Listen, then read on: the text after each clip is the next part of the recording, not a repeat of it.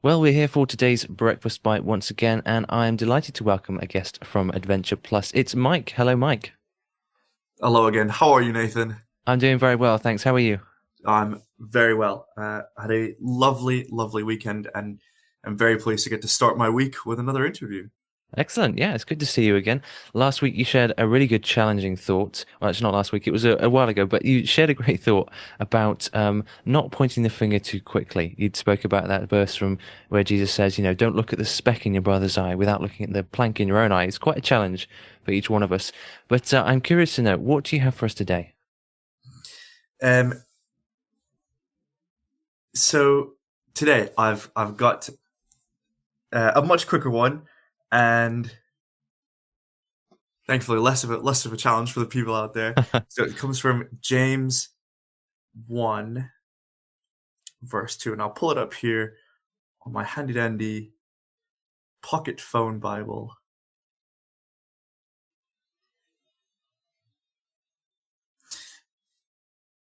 I believe last time I sang the praise of some of the great role models that we've got at Adventure Plus. So we've got an excellent member of the team, um, Graham, all the way from South Africa, working with us now. And on the bottom of his water bottle, he's got a little sticker, and it's James 1, verse 2, and I'll read it out for you now.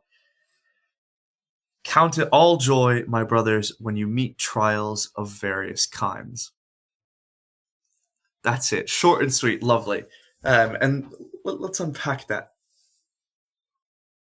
Anything we face is undoubtedly an opportunity to praise and bring glory to God. I mean, it could be the heat of battle, it could be making a spreadsheet. If we're doing it with Him in mind, then that labor will bear its fruit accordingly. I mean, it could be hoovering the downstairs so that guests would come, and you've hoovered in the Lord's name that they might see, wow, look at these guys doing a good, upstanding job, keeping things clean, being presentable. And why are they doing it? Well, this is why. They're doing it in His name, that they might be good reflections of what He calls us to do in any situation. We can read a little further. For you know that the testing of your faith produces steadfastness, and let steadfastness have its full effect, that you may be perfect and complete, lacking in nothing. Wow. I mean, I'll cheekily excuse myself. I am still quite a new Christian. And if you asked me, I'm not worked through James. I don't know the context of it.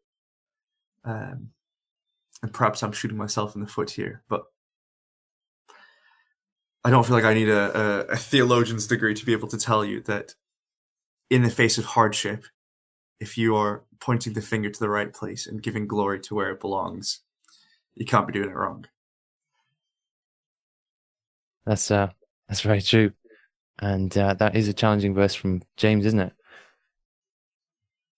Yeah.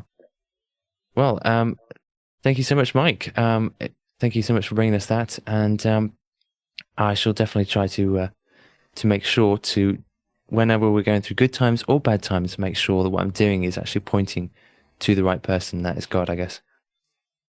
Mm. Awesome. Well, thank you so much, Mike. It's been great to see you and hear from you again. I hope you have a fantastic week, and I'll see you again soon. Great to see you. Thank you, Nathan.